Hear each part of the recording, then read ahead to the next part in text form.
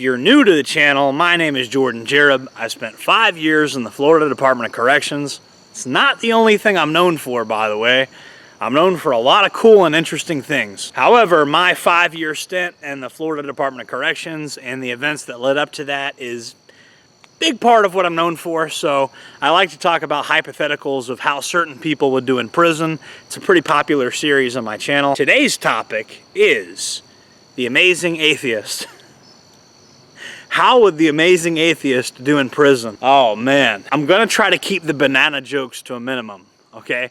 We're not gonna talk too much about the banana. I understand what it's like to be forever known as like a guy that did something and like people only know you for this one thing, so I'm not gonna do that to him, all right?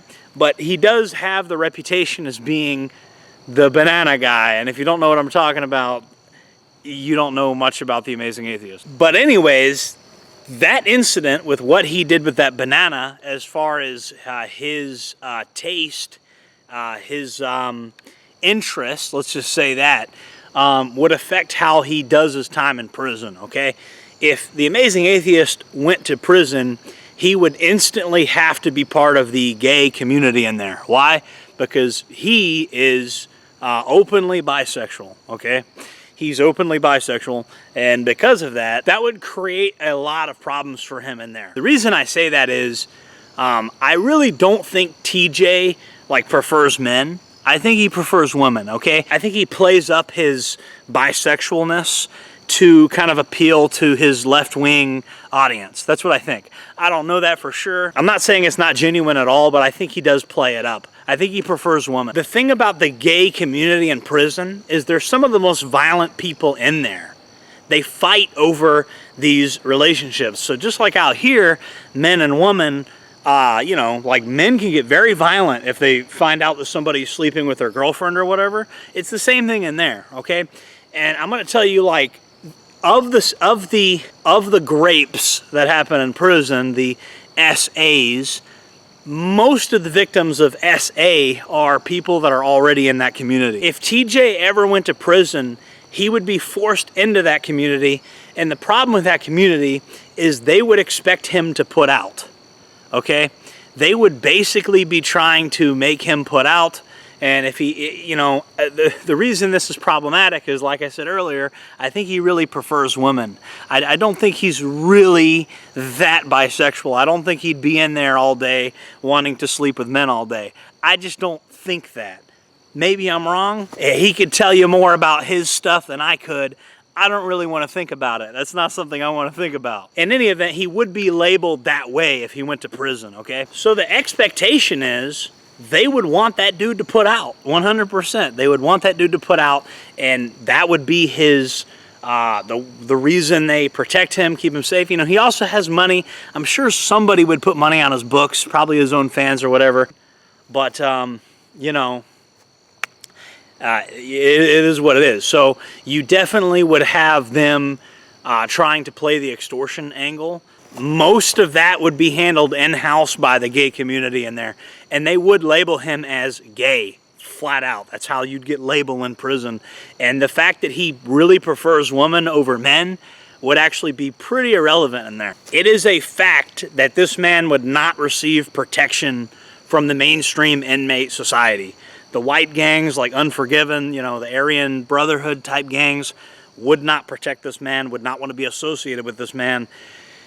This guy would be in a very rough spot, prison-wise, right? And I actually, when I was a teenager, I used to watch Amazing Atheist. I think he's kind of funny. You know, I obviously don't share his, you know, kind of political views. But anyways, if there's one place that wouldn't give a fuck about the nuances of this guy's political and social, philosophical beliefs, it's prison. They wouldn't care about it. They'd just see it. They would look at him as a gay man, and they'd be mad that he's not putting out, okay? They'd be like, you want us to protect you, but you ain't putting out. And it would be a very awkward situation for him. I'm not saying he's faking it, but if there's anybody out there that's faking being bisexual for attention, especially men, just remember, if you ever go to prison, they're going to hold you to that. The whole community in there, the normal community, is going to brand you as being gay, and the gays are going to brand you as being gay. And bad things can happen when you're part of that community, especially if you're not, you know, really engaged in that community. If you know, if you don't got a, if he doesn't have a boyfriend in there basically, and he's, you know, claiming to be gay and he's in prison, then, you know, they're going to look at him like he's playing around, you know. Different rules in the gay side of the rec yard, okay? I don't know exactly what their rules are. I don't know exactly what their rules are because I didn't hang out on that side of the rec yard. But I know it's different rules. And I know the grape and the SA that happens in prison, that still happens, is mostly within that community. Now granted, if he stayed off drugs and he just did his own freaking time and maybe paid rent to somebody, maybe paid somebody for protection, anybody can kind of just do their own freaking time. That is true, 100%. But the gay people in there are going to pull up on him, and they're going to try to leverage that, and they're going to act like he owes them something. Because the biggest hustle of all in prison is to convince a white boy, a middle-class white boy, that he owes somebody something. It's really the biggest hustle of all. I'm speaking from experience. As a fat middle-class white guy, the mentality is in there that you owe people something. And it's not just the black inmates, it's everybody in there thinks you owe them something because your life didn't suck. Okay? It's a really pathetic way of thinking, but that's how that's really how those people feel in there.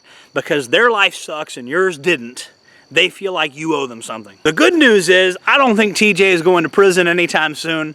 I don't think he's out here doing like crazy illegal things all the time. So that's the good news. I think he's gonna stay free.